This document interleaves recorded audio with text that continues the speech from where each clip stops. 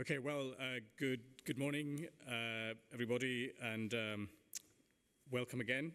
For those of you who were from the last session that I was in, I have to say I feel slightly more comfortable in this one. This is a topic that I've been reading and studying and following for a very long time now. Particularly GDP, but now also, of course, increasingly the ways that we are going to be measuring, or the ways that we are measuring sustainability.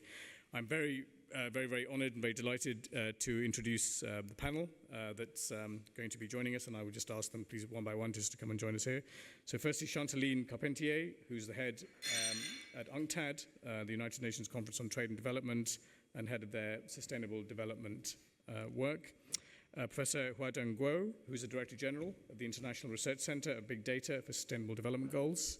Please join us, Professor. Gustavo Marino from UNESCO, who was with us in the last session, from the UN Science and Education Agency, UNESCO, and responsible for social and human sciences. Sibel Ecker, who's a senior research scholar at IASA, the International Institute for Applied Systems Analysis in Austria. And last but not least, Professor Gabor Bartas, the Secretary General of the Hungarian Council for Sustainable Development. Please give them a round of applause. So my name is Ehsan Massoud. I'm a science journalist based in London. I work for Nature, the International Journal of Science. All of us in the world that we do, the work that we do, we try and develop some sort of specialism, or we have an interest. And I'd say this is the topic that I've sort of become very interested in over the years. It's been a busy year, and it will be a busy few years in the sort of space for the whole situation around beyond GDP. The system of national accounts, which is, if you like, the system the United Nations and other organizations use to measure GDP, is about to have its next revision next year. This is generally a once in a generation activity, slightly less, and so that's quite a big deal. And for the first time, well-being and sustainability are going to be, they're not going to be incorporated. There's been a big debate, and in the end that isn't going to happen, but there's certainly been a lot of discussion. There's been some movement around it. The UN SDGs themselves, of course, they're undergoing their big comprehensive review, and the results of that will be published also in the first few months of next year. And then, of course, there's the Pact for the Future, and the line, which really looking at additional or complementary ways of measuring things like sustainability and well-being, which are not just only GDP, and there's going to be work and around that as well. And I'm very pleased to say that we have with us some real experts who are going to tell us what's happening, what their prospects are, some of the challenges, some of the opportunities. They'll each speak for around 5 to 7 minutes, and then we'll have a bit of a discussion between us, and then I would definitely, of course, invite all of you to participate and contribute as well. So without any further ado from my side, please can I invite, to start with, Chantaline from UNCTAD.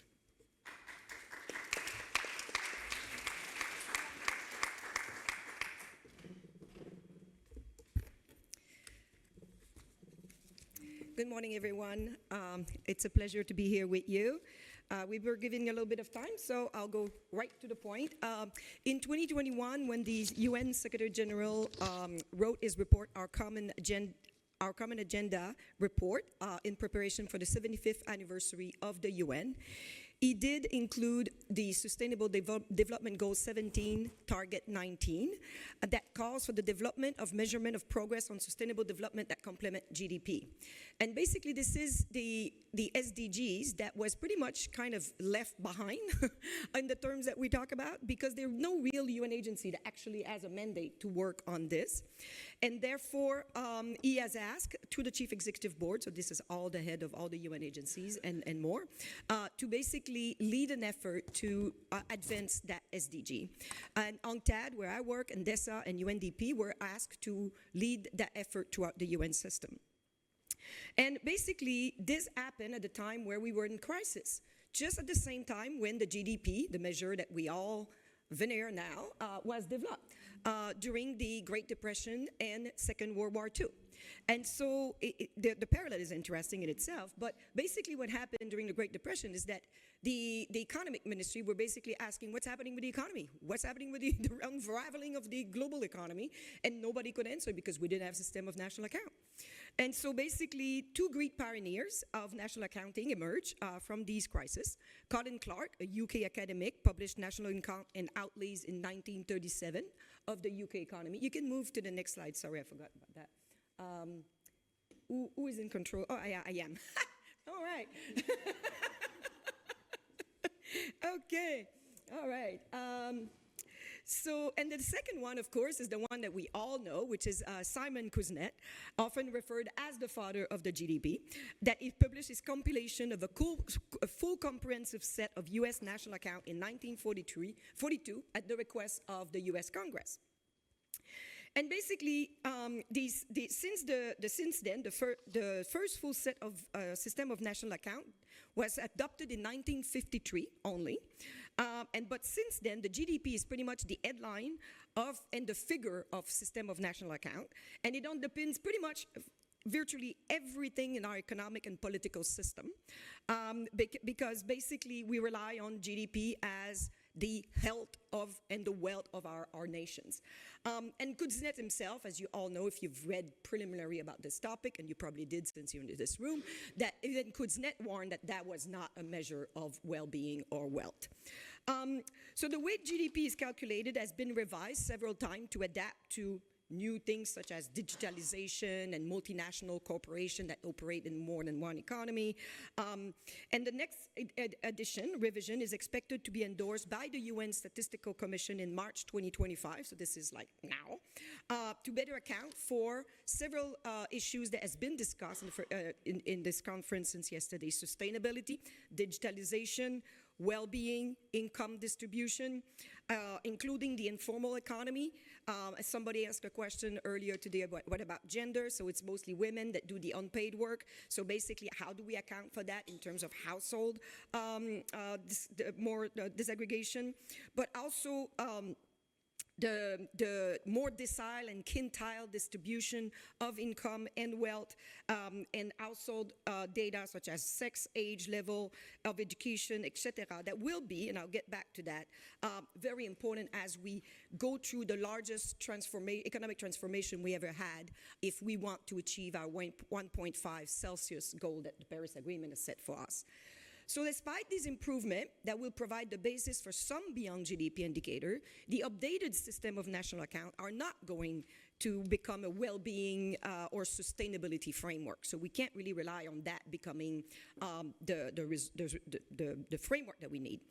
And now we have a triple environmental crisis. I think I had you mention the COP16 and COP29 that are not doing so well. We have a triple environmental crisis. It's not just greenhouse gases, it's biodiversity, it's pollution, but we also have the unprecedented level of inequalities that have just grown during the crisis, the geopolitics that is not helping either, and the speed at which the transformation is happening because of the joint transition of digitalization and the decarbonization of our economy is basically at risk of leaving people behind if we don't have disaggregated measure to see who are the people affected, when, how on each of these transition pathways that we will decide for decarbonization and digitalization. Therefore, social data on well-being, inequality, environmental data for sustainable metrics are critical. And basically, this is what the mandate that UN Secretary General gave us.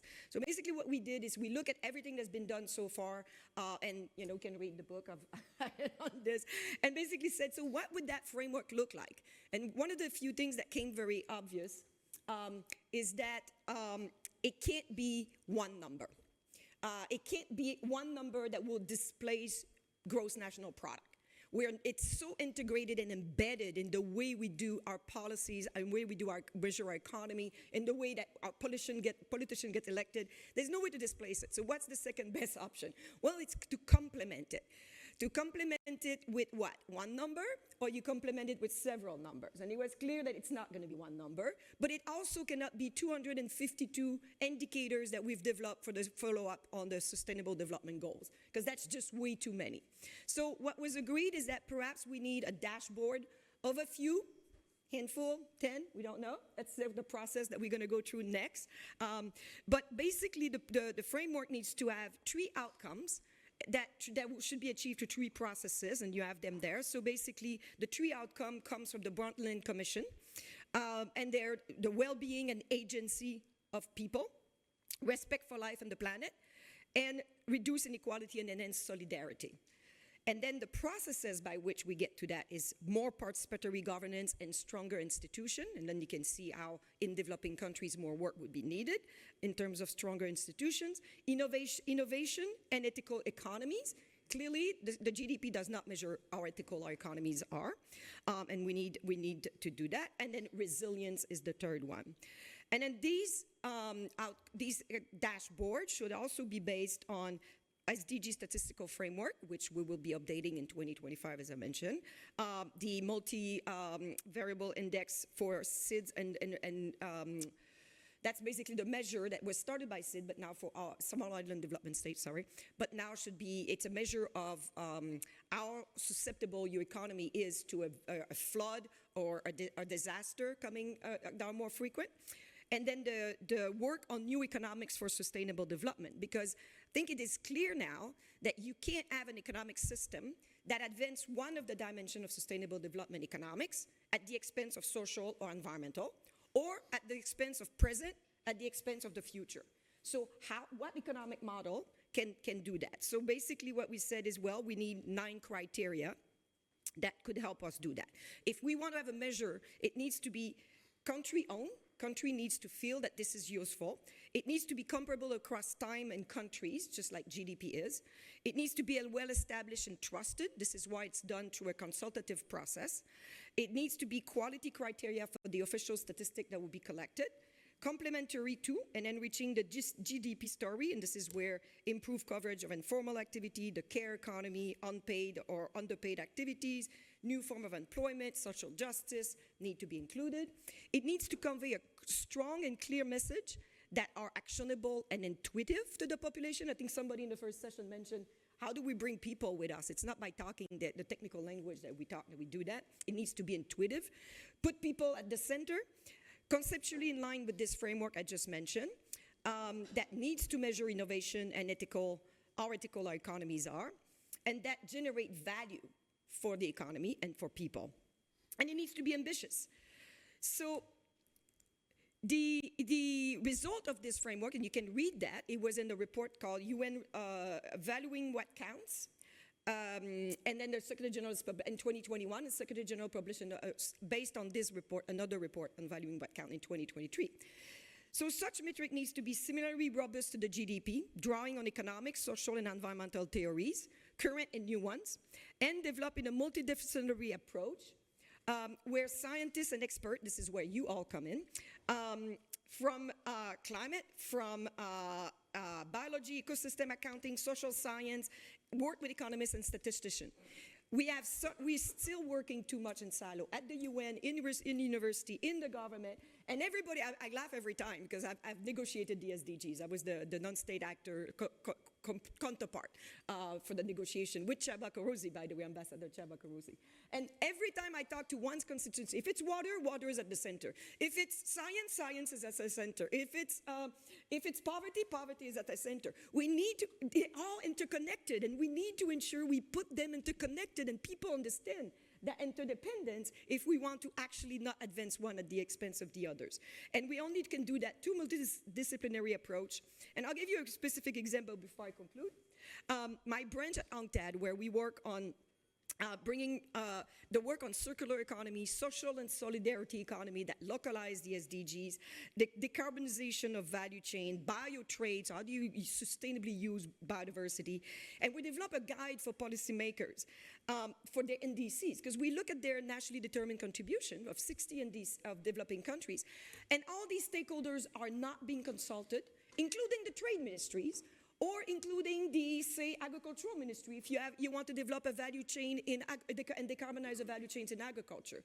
So this whole issue of having the key stakeholders at the table has to be resolved. And the small, medium enterprises, cooperatives, women's association are also not consulted. So that we provide a policy guide to do that. Now, what's the future? Action 53, not very good for the narrative here, requests the Secretary General, this is for the Pact for the Future. Action 53 requests the Secretary General of the UN to establish an independent high-level expert group to develop a recommendation for a limited number of country-owned, universally applicable, sustainable development indicators of sustainable development that complement and go beyond GDP, building on the framework I just mentioned, and to present its outcome at the 88th session of the UN General Assembly. This is in several years from now. I'd also speak to the capacity that will be needed in statistical offices of developing countries, because most of developing countries have not even complete their system of national accounting, and to initiate a UN-led intergovernmental process of these measures of progress beyond GDP based on these recommendations. This is where you bring people like you, the scientists, the UN, the international organization, the NGOs, with the government in the room in the UN, and basically start seeing how we can have a decision on these issues. So this is called for academia to lay the foundation of more comprehensive and balanced metric to guide policymaking and spur innovation, and new techniques and data source, and then Professor Go would mention some of these, I'm sure, to enable all countries to compile these metrics, balancing economic with stronger social and environmental consideration. And in closing, we have the youth with us. I've talked about present versus future. We had a quick 2 weeks call for essays from youth around the universities in the world. We received 630 essays on Beyond GDP from these youth. So we're not alone in this, and we should all move together. Thank you.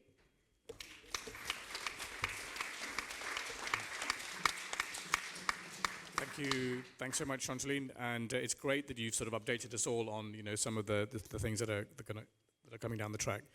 Please, may I now invite our next speaker, who is Professor Huadong Guo. And we will hear something a little different. Variety. Thank you. Good morning, ladies and gentlemen.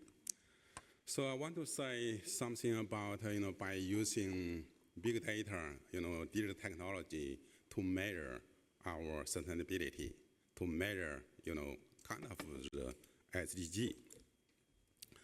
Give you some example. I came from the center, the big data for SDG. The center is the international center. In this center, what we did before, what we are doing right now, we pay attention to develop some technical ability. So right now, if you visit my institute, my center, you can see some infrastructure. Don't just say big data, but big data, we need infrastructure. So within the infrastructure, we have the data. We have the data products. Then we let the data become the information. Let the information become, the decision making. So here you can see the scientific report is actually our knowledge. Also, we pay attention to develop some partnership with the different organizations, different countries, and different partnerships. So here you can see, it's the infrastructure. Actually, we already developed some kind of platform, like a bigger data platform. Right now, we pay attention to develop some, SDG, big data platform. So we have very strong ability to develop some hardware, software, and the whole system. Not only, we just develop some, data sets. Don't forget that we should monitor the Earth dynamically. So that's why we pay attention to launch into the space the satellite. Because the satellite data can global coverage and also can do some update. So you can see just 3 years ago, we launched into space the satellite. Maybe here you do some remote sensing observation space technology. You know that we have the meteorological satellite, we have ocean satellite, we have resource satellite, we have radar satellite, we have the hydrospectral satellite. But what's this data satellite? This is the the satellite name is called SDG satellite. Focus on SDG indicator to monitor about that, to monitor about three the indicators,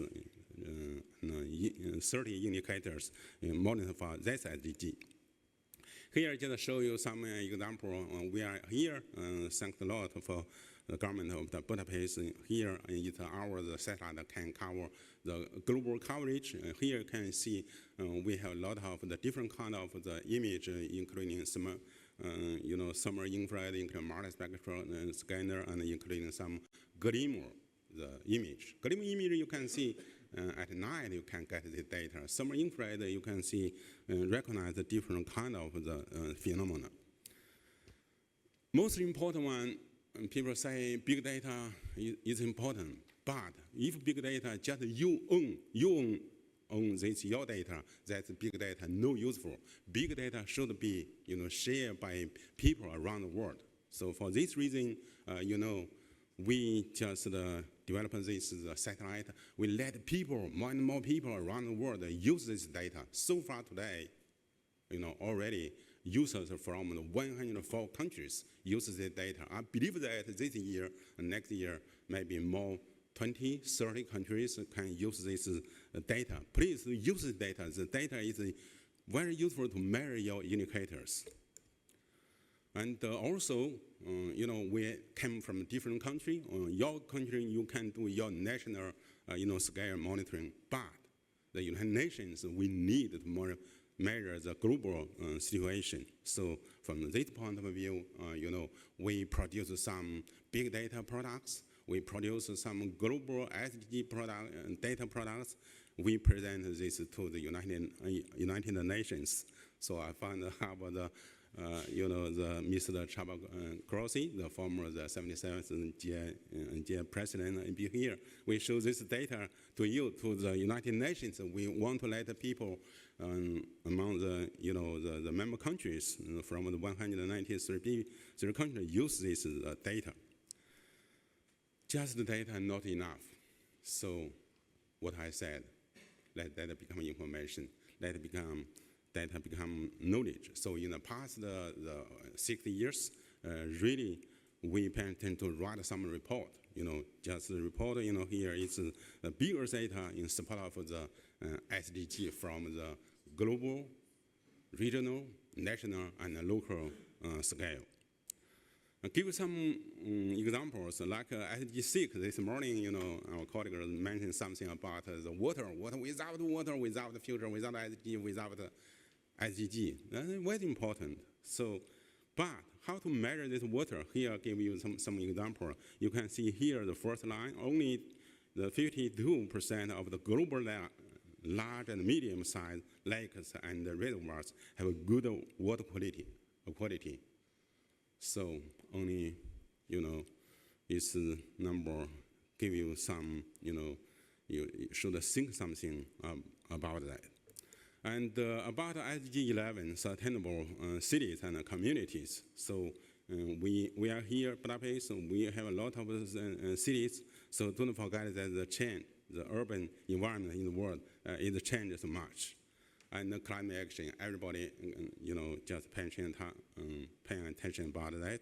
You can see how to measure CO2, how to measure CH2 for the real-time emissions. Recently, we, including China, we launched some special satellite for CH2 for satellite. So we should just do analysis, just respond to the climate action for this big data. It's very, very important. So our friends, you came from the African, so we did some work about the African. Here you can see land curve, the dynamic monitoring in this area. So you can see deforestation and afforestation. You can see the clearly, so we can measure all of the indicators by using the big data for this about more than 20 indicators. Give you some example here. China. I came from China. How about China's progress or SDG? So here we, by using big data, evaluate the 227 SDG indicators. So here give some one example is say we just integrate evaluation for that. The result is more than half of the indicators have achieved the 2030 target ahead of schedule. Believe it or not, somebody don't believe that, but I believe that. So why? Based on science. analysis based on the big data. So we can discuss something about this later. I think not only in China, in some region, we should work together for the more big places. So what my summary? No really summary. Just a couple, months ago in Beijing, we had the forum, a big data forum for IDG. So in the closing day, closing ceremony, after Mr. Trump-Crossy announcement, the people who attended the meeting endorsed this declaration. The declaration summarizes very key, the points. The first one, co-develop open digital infrastructure and AI tools. The second one, enhance global collaboration. And the third one, initiate the big science program. And the fourth one, stress capacity building. And the next one, validate sustainable development through space technology. And enhance stakeholders engagement. And the last one, promote the University of Science. That's my talk. Thank you. Thanks so much.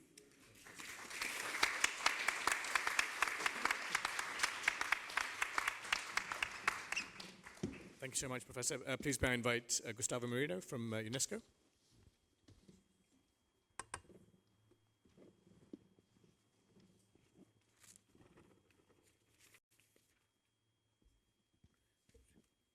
Thank you very much.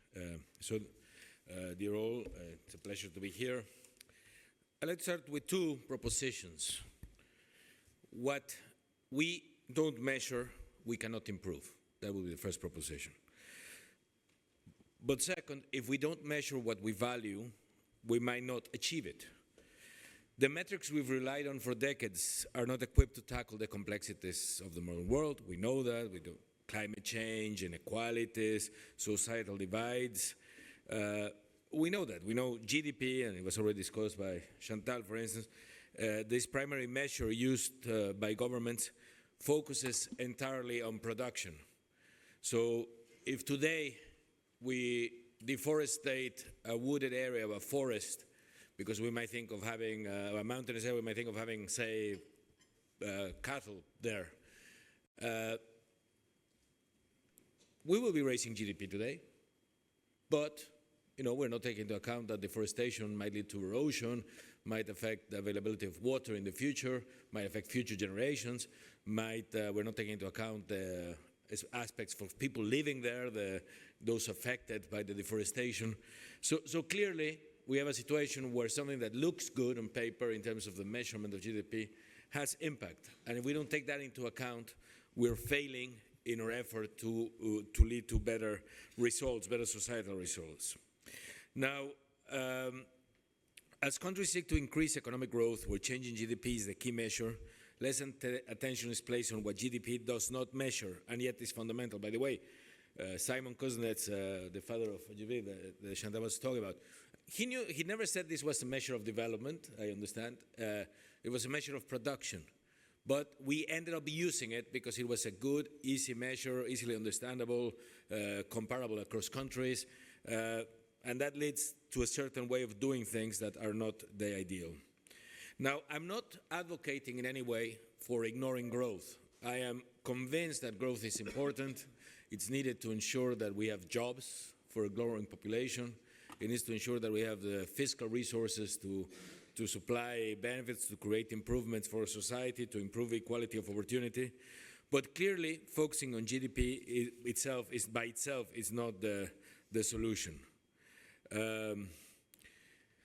By the way, this is how we measure economies, but we also have to think of ways to measure how businesses measure success.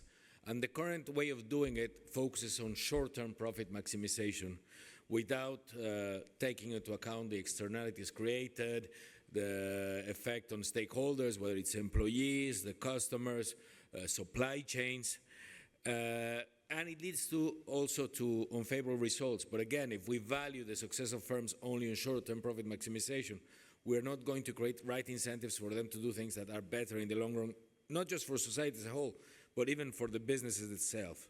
So we need to rethink how we measure progress. What gets measured gets done, as I was saying.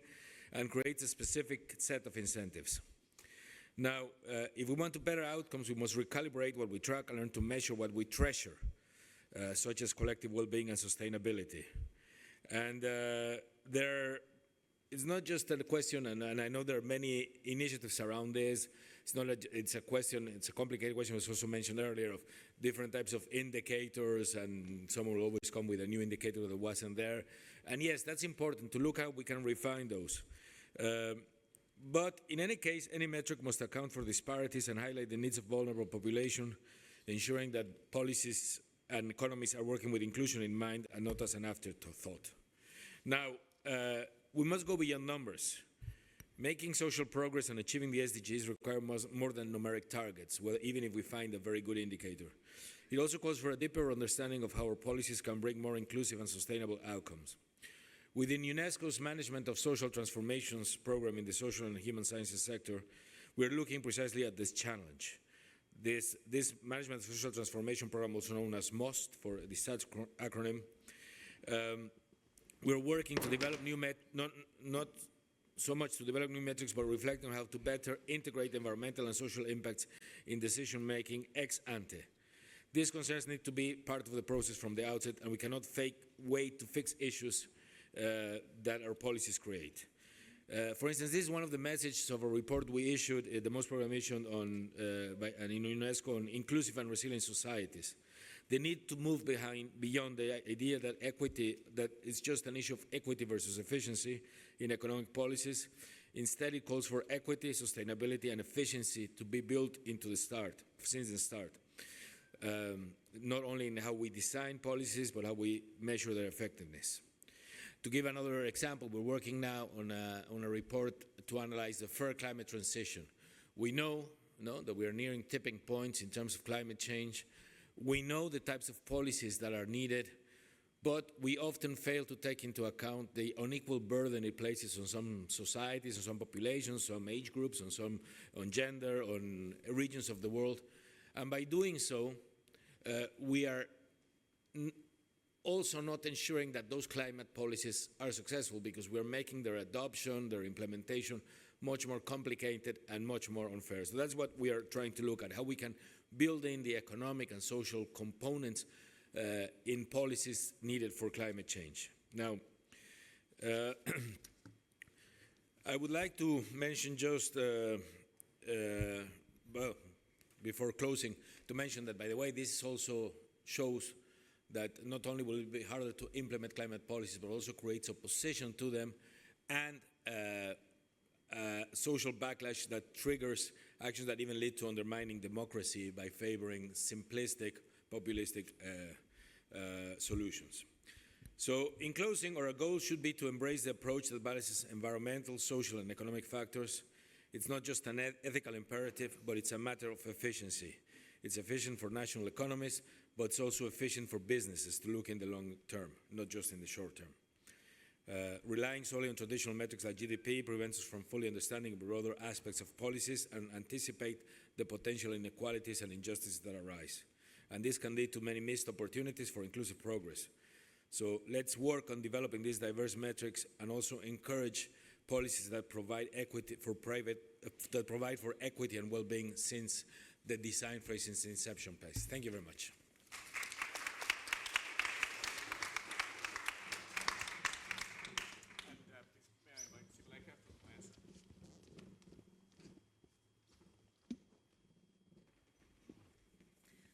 Thank you very much. It's an immense pleasure to be here. I will take the next few minutes to reflect on measuring sustainability from a systems analysis and well-being perspective. And I will also start with a bit of history. So the systems perspective is coming from my home institute, International Institute for Applied Systems Analysis in the outskirts of Vienna. It was founded in 1972 to foster global scientific collaboration, especially between the East and the West during the Cold War, about global problems that arise from within or from the interaction of many biophysical and socioeconomic systems, such as climate, environment, energy, land use, or human demography. The study of such global problems and multiple systems has then evolved to what we call sustainability science, as far as I know today. And the term sustainability was coined in 1987 in the highly influential Brundtland report as an integrated concept of three key dimensions: people, profit, and planet. And since then, surely with a bit of a delay, the policy-making attention to profit measured by economic output and GDP has declined. The attention to planet and people has gone up, and human well-being is increasingly recognized as the ultimate end of sustainable development. So if well-being is the ultimate goal, and as said before, we cannot manage what we cannot measure, scientists and policy organizations start to develop well-being metrics. So today there is a very wide variety of well-being metrics and frameworks that you might be familiar with or as presented here. And I think in different contexts they replace GDP quite well. However, there is one area where GDP and economic output is still the main metric, and it's the climate impacts. So despite increasing robust scientific work about the climate impacts on human and planetary health, the damage of climate impacts are still measured, analyzed, considered in terms of the reduction in GDP, expected reduction in GDP. That's why this notorious metric of social cost of carbon, for instance, that measures GDP loss attributed to 1 ton of CO2 released to the atmosphere, is still very popular in various scientific and policy settings. So I know GDP is very problematic, but before we smash it down, I also would like to acknowledge one good thing about it. It's a very simple and understandable metric, and I believe that's what makes it very attractive to decision makers in different settings. And with these examples, maybe we can think about what we want, what we expect from a comprehensive well-being metric to replace GDP. For instance, should it be simple and compound like GDP and have a real-life meaning, tangible real-life meaning?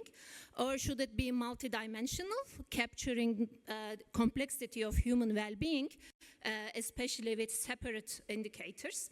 Or should it be possible to measure it with empirical data so that we can track the progress?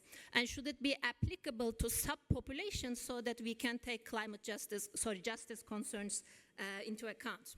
And more in my interest, should it allow projections into the future using computational models so that we can use it to analyze the well-being implications of different policies and scenarios?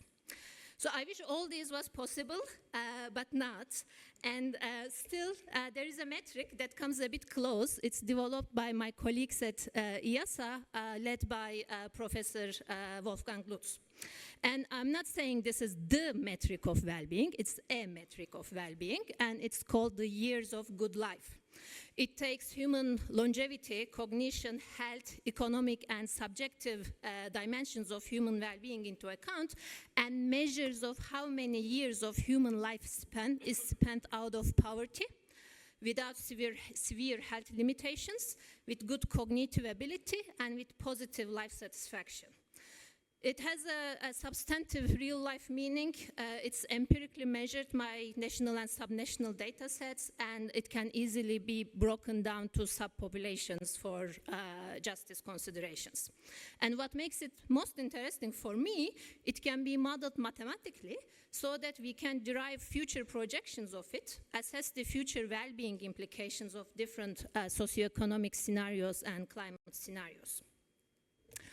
So in terms of modeling, yesterday there was a great session here in this room about climate impacts on health, labor economy, and interactions between those, also with food systems and demographic change. It's the complexity of those system interactions and especially the feedback loops between them that drive the future dynamics of human well-being.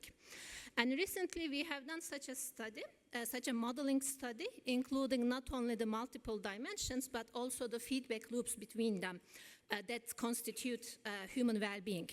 For instance, yes, we know population is the main driver of climate change, but climate impacts population in return through longevity and health impacts. Therefore, it creates a feedback loop that creates the nonlinear feedback, nonlinear dynamics in future.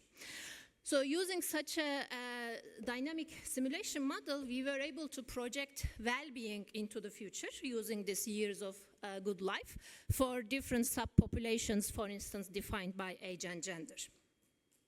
In these figures, for instance, just as an example, you are seeing how years of good life of 20-year-old females will evolve in future under different climate scenarios.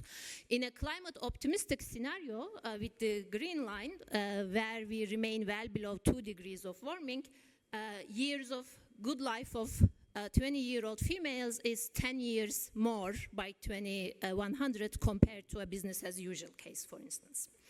And I think even more interestingly, we can use such a compound metric to calculate the well-being cost of carbon, analogous to the social cost of carbon, and we can do it for different birth cohorts to take international justice considerations into account.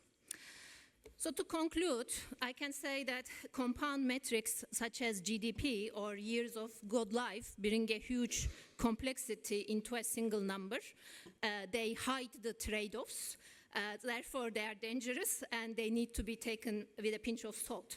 However, they are also very useful for comparison purposes, and I believe that's what makes it attractive in some decision-making settings. And here, compound well-being metrics, such as years of good life, can help to move beyond GDP by including different dimensions and complexity of human well-being. Also, considering that a sustainable human well-being is a multidimensional concept spanning many different systems, an integrated view and systems thinking is necessary not only to understand and measure it, but also project it into the future. So thank you very much. If you would like to learn more, so our institute had one flagship report published last year called Systems Analysis for Sustainable Wellbeing. You are more than welcome to have a look at it. Thank you very much. Thank you so much, Sibel. And really last but not least, our host, War from the Hungarian Academy. Just going to close this out and then we'll have a discussion. Thank you very much. Very good morning. And ladies and gentlemen, dear colleagues, I'm from the Hungarian Council for Sustainable Development, which is a very good example, such type of institution which is in the motto of this World Science Forum policy, science policy interface. And my both jobs are very important because it symbolizes this connection between science and policy advising. And for me, it's very practical and beneficial because sometimes I'm wrong scientifically. I can say this was a political policy advice, and vice versa. Doing something bad in policy advice, I can say this is the scientific truth. So this is my task here to introduce a research paper, a research project which is aiming to establish a kind of indicator system measuring the progress and sustainability beyond GDP. And this is a real Mission Impossible project. There are many obstacles and theoretical problems with this, but it's very good to try this exercise because learning by doing is a very good practice to moving forward. So this is a real collaborative project among Hungarian institutions, and there are original idea coming from Csaba Körösi and the Blue Planet Foundation in Hungary, and this project supervised by the Hungarian Academy of Sciences and Hungarian National Bank and HETFA Research Institute was the two leading research institutes in this project.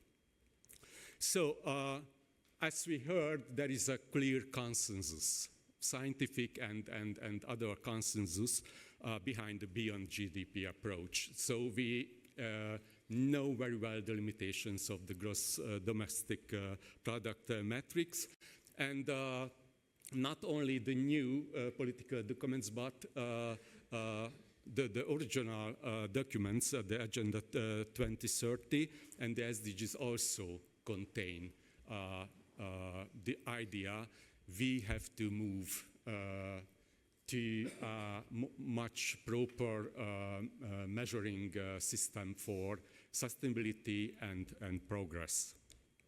So we have a lot of ideas. The journals, the scientific journals, contains very good approaches to measuring well-being and sustainability, and institutions too.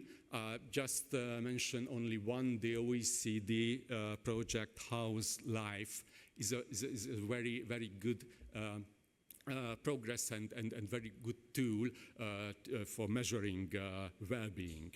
But also we can see that the current political and economical debates currently is about GDP. For example, we have a big debate in Europe. It's about the competitiveness of the European Union, and the main metrics is the GDP in this debate. So we can see that's the thinking in the scientific side and struggling in politics. So just for a second, or just for a minute, forget the SDGs and Agenda 2030, because it's needed to establish a clear scientific background for the work. After that, of course, we can prove that our measuring system is good to measure GDPs and other politically agreed goals. How can we achieve it, and what is the progress in this field? But first, it's establish a clear scientific fundament for this measure, and in our case, this scientific fundament is microeconomic, and we can see that the well-being is a function of several capitals and resources. So this is where we started to thinking about the proper measurement.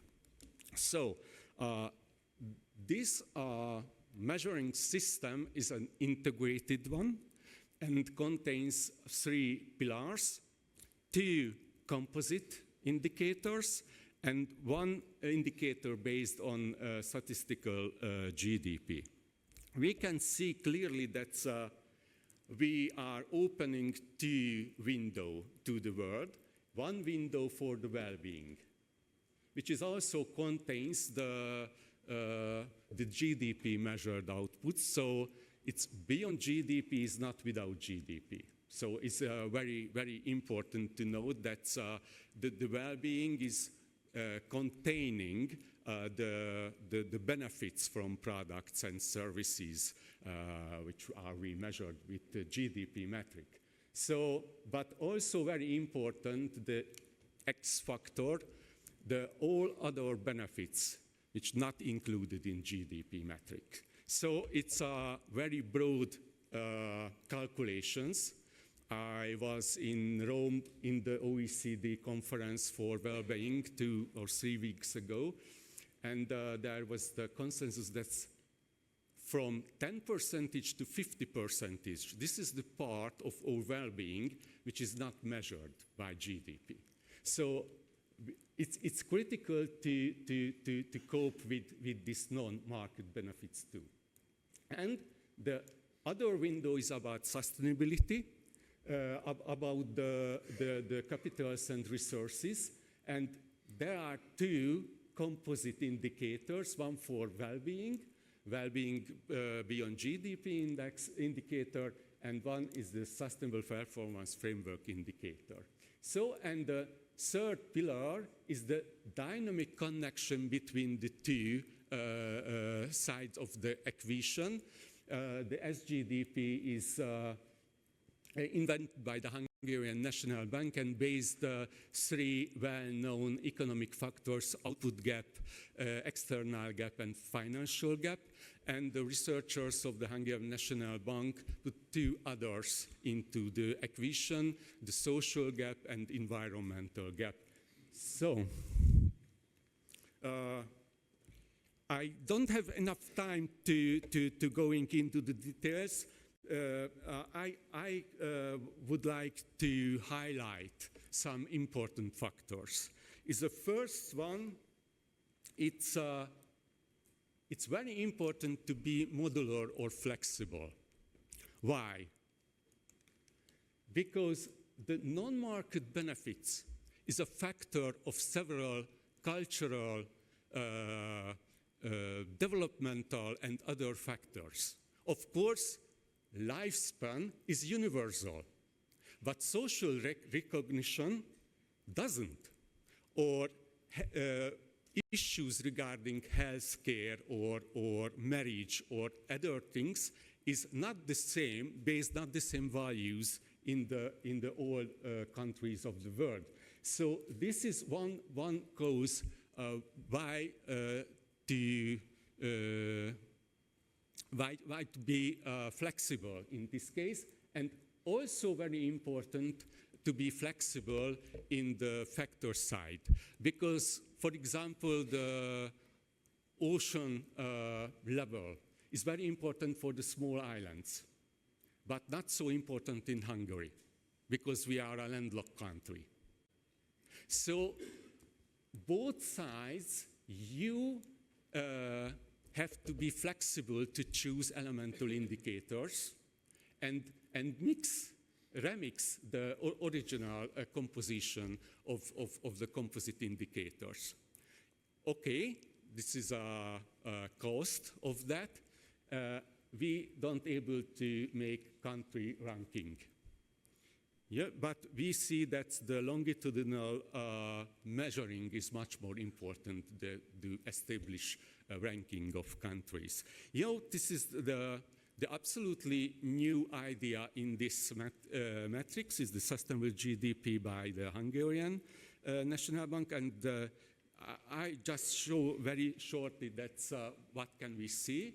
This is the sustainability composite index for Hungary. We can see the composition of four dimensions of sustainability, and we can see, for example, the problems with the investing to social capital in Hungary. Also, the SGDP is also very useful to see the composition of the sustainability gap or sustainability gains. We see that the ecological part is always negative in this time frame for Hungary. So, modularity, flexibility, longitudinal measure, perhaps the two things which I can highlight here. Of course, we can discuss further this index. And two concluding footnote, what we learned in this research project. First, we can use composite indicators and other metrics, but the next big step, perhaps, is the reinvention the SNA system is very important, I think, but it's, we need a lot of effort for that. And the second concluding footnote, it's we struggling in sometimes with indicators and metrics, but there are no excuses for the societies and politicians. We have enough information to start sustainability transition immediately. Thank you very much.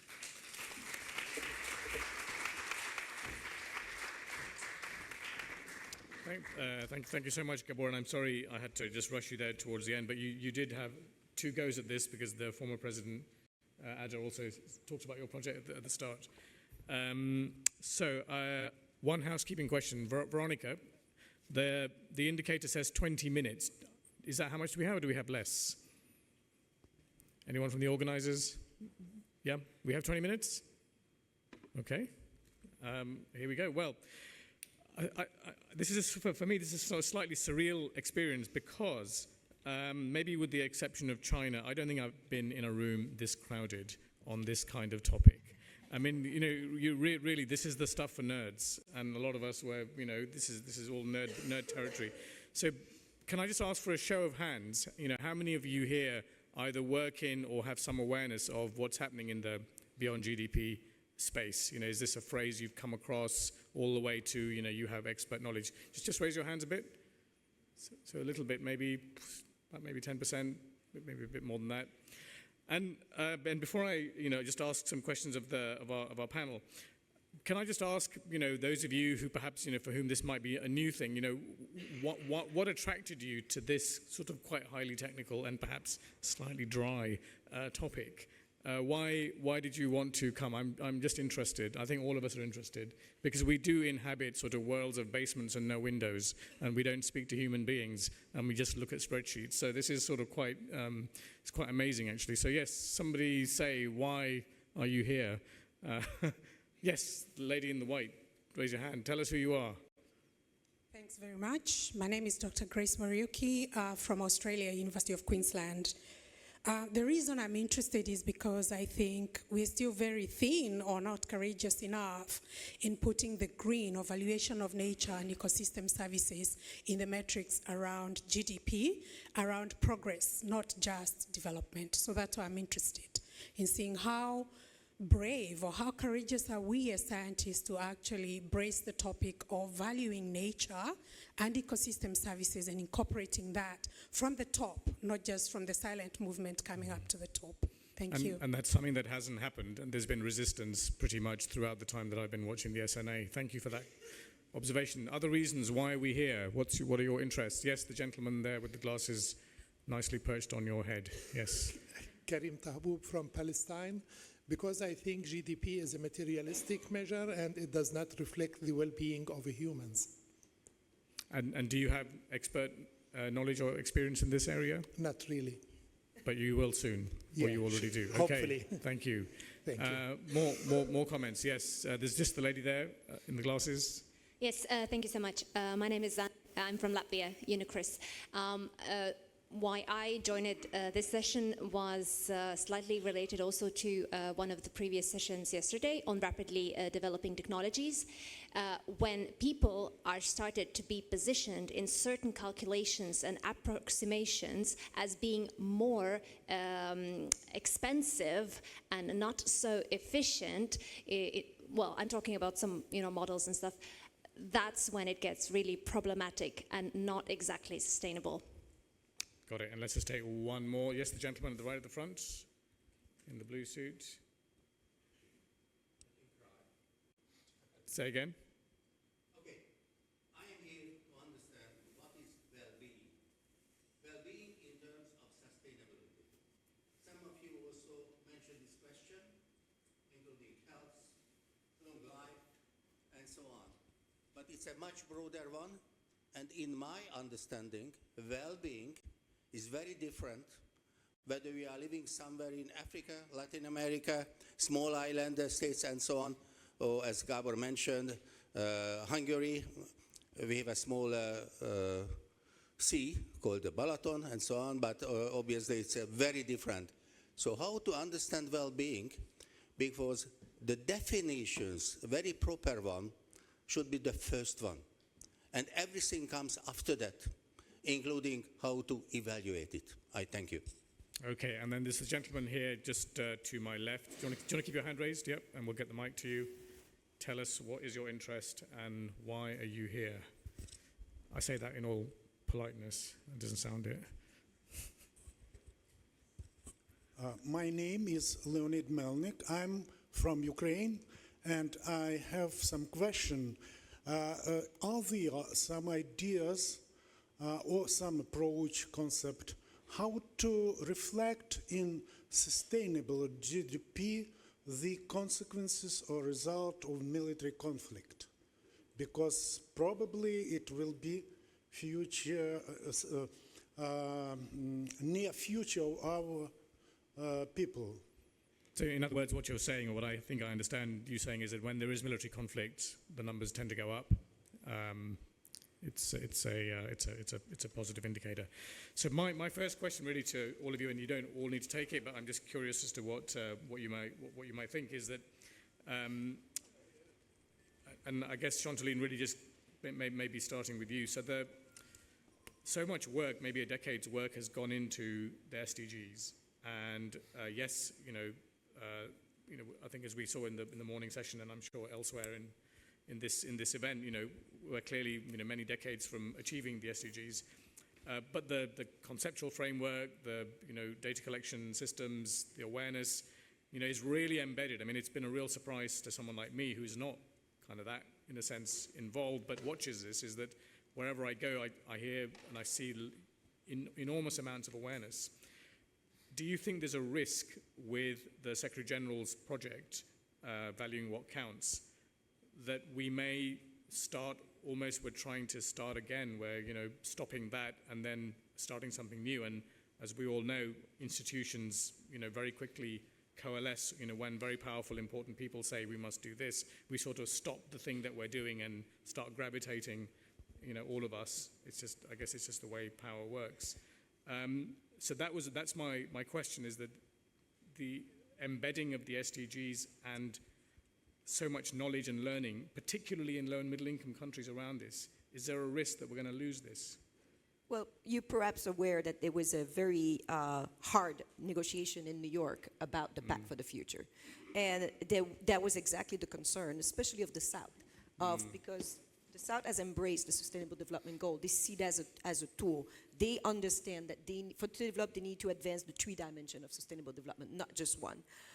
And so there was this concern that are we ditching the SDGs? Which, by the way, sadly, we need to do our job, because the youth are so attuned to these short-term, quick, new things that they think it's already passé. While we're just getting to the point where we can actually measure it, having institutions in our government that can address these things multidisciplinary across silos.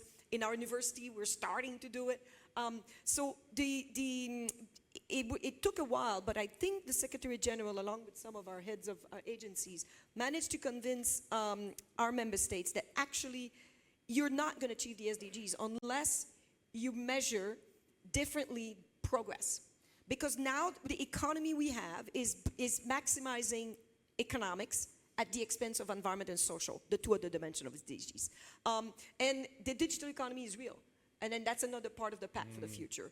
And he also has an annex on the future generation, on youth, that is key to go forward. So it was a tense discussion. It's upon us, when we do this framework, to actually keep reinforcing the linkages amongst the SDGs, but the SDGs with these other frameworks, such as the Pact for the Future, such as the Beyond GDP, and others. For me, it's clear link between the two. You're not going to achieve the SDGs without a new measure of progress. Does anyone else want to come in on this particular question? Anyone? No? It's not essential yet. Sibyl, yeah. Maybe quickly I can say I can only reflect from the scientific research perspective.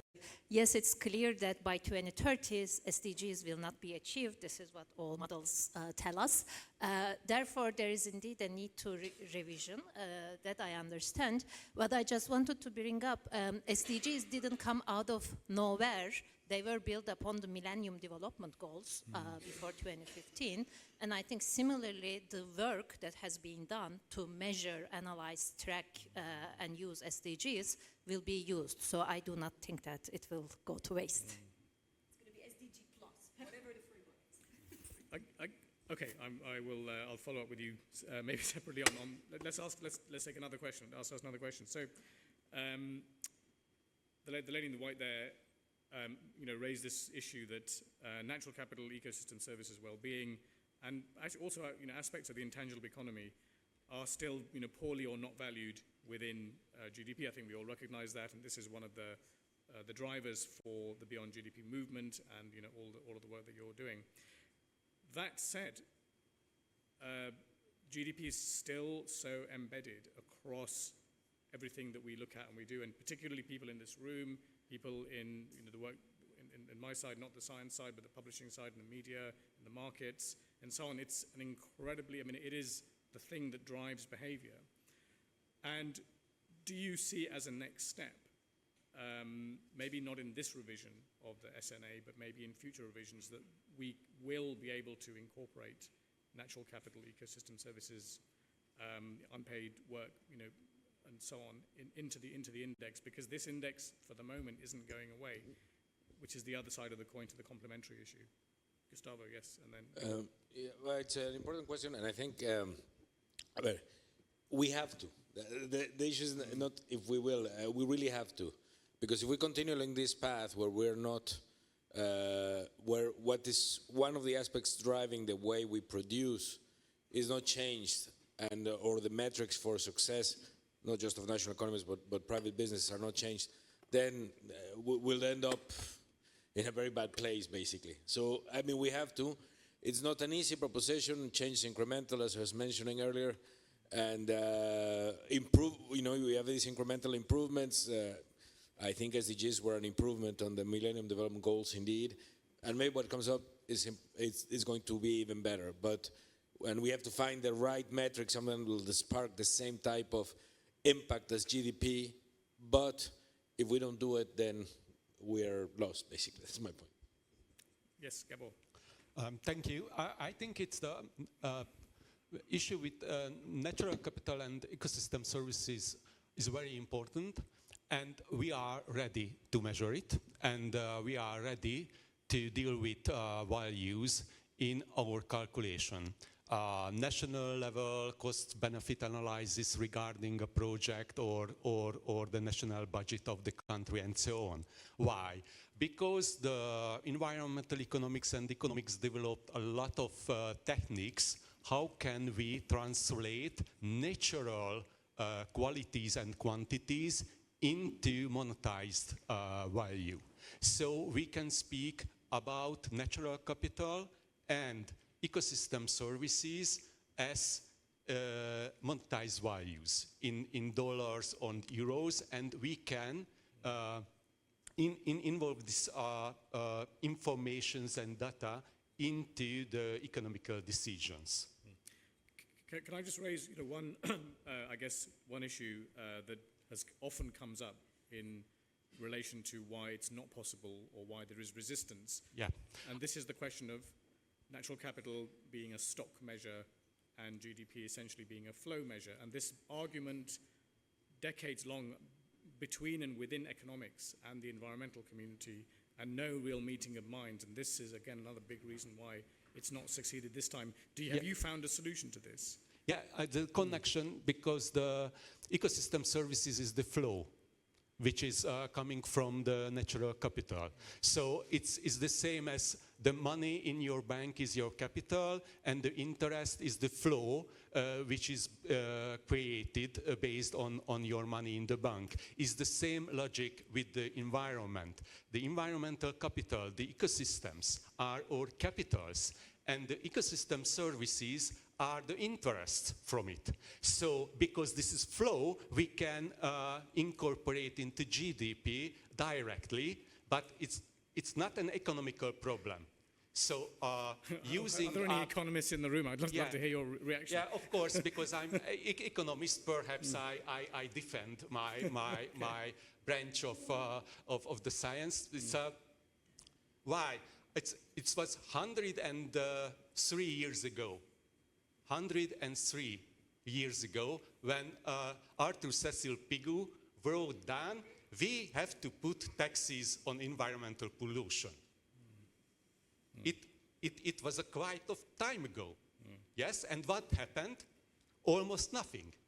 In the last decades, the income from environmental taxes in the EU member states decreased significantly. So this is a political problem. Because imagine a politician who started the campaign, oh, I will raise the taxes on environmental use. Yeah. In your heating, in your home, the transport, the cars, and so on. So this is the problem. Let's go. Shantine, you wanted to come in on this, and then... Well, perhaps quickly on the lady in the back. So we do have integrated environmental and economic accounting accounts that have been published first in 1993, and they've been updated in 2003 to include, and now they call the System of Environmental Economics accounting. And basically, it was updated to account for depletion and degradation and incorporation of environmental expenditure in the system of naval account. But it's a satellite account, so you still have it. It just doesn't have the prominence of what and of the GDP or others. And there's a new chapter in I mentioned this new system of national account that will be released in 2025, and that has a new chapter that accounts for the measure of well-being and sustainability, providing good overview of our system of integrated account on support of these measures could advance well-being and sustainability. And perhaps just to the gentleman on well-being, I think, the one thing I forgot to mention is that we have another index, which is called the UN Development Account Index, which Simel mentioned. And for the first time in the last 2 years, it went down in our history. Since we calculated, it's went down. And that's based on capacities, right? Amartya Sen's capacity. And I think the notion of well-being needs to go back to the notion of capacity and capabilities. And that's the realization of the agency. That's what we have. And the distributional income and having people being able to realize themselves. I want to give the last word to Professor Guo. And the reason I do this is because, as I said at the start, that I haven't been in a room with this many people on this topic except in China. And in China, the level of interest is... I beg your pardon? It's not a lecture theatre. That is also true. Point taken. Thank you.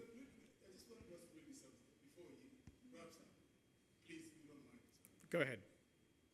Should we get the microphone? Let's get the microphone. Just hold it for... I'm sure the organisers won't kill me for adding on a few minutes.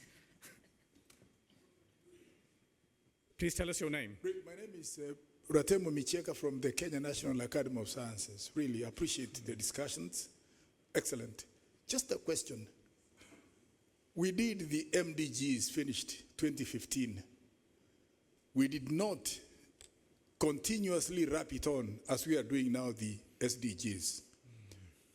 Could we think alongside the MDGs past 2015, the current SDGs, and see the differences even in thought, or simply some lots of semantics, and we're just going about the same old story, and we come with another suggestion. Really, think about it. It's not an answer now, but I think we're really going around in circles and changing the words and terminologies and finding out how to measure which one. Yet, the MDGs, we did not measure what every country achieved. So, I thank you. I think that's a really great question.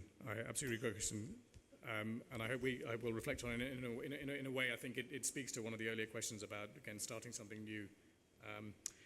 Just coming back to Professor Guo, just tell us in maybe a minute, why is there so much interest in China and not elsewhere? Especially amongst your young people. First of all, I want to say something about my understanding about, SDG and GDP. So I think SDG and GDP just like a brother. So if you say the two words, SDG and GDP, the two words, but combined together is the SGDP. Become one word. Okay, why? Without SDG, without GDP, we should realize that. So that's why in my presentation, I pay attention to say we should believe science, believe data, believe the innovation. Without the science technology, without the future, without SDG monitoring. So without SDG monitoring, without our SDG, so it's the brother. And tell us a bit about all the interest among young people in China in this topic. I know that it was a subject of a soap opera as well on TV. In China, I just know that so many young people know your name. No. Why? Because 9 years ago, this gentleman wrote a book. No, that's not the question. Not in not in English, in Chinese. So Okay, time's up. people learn a lot. It's gone red. That's very kind of you. You didn't answer the question. Anyway, just so what I want to say is GDP and IDG really we should pay attention together. So just using some technology to promote all of this in our future. Well, thank you so much for taking on the question. Thank you, Gustavo, to Gabor, to Sebil, and Chanceline, and thank you all for your questions.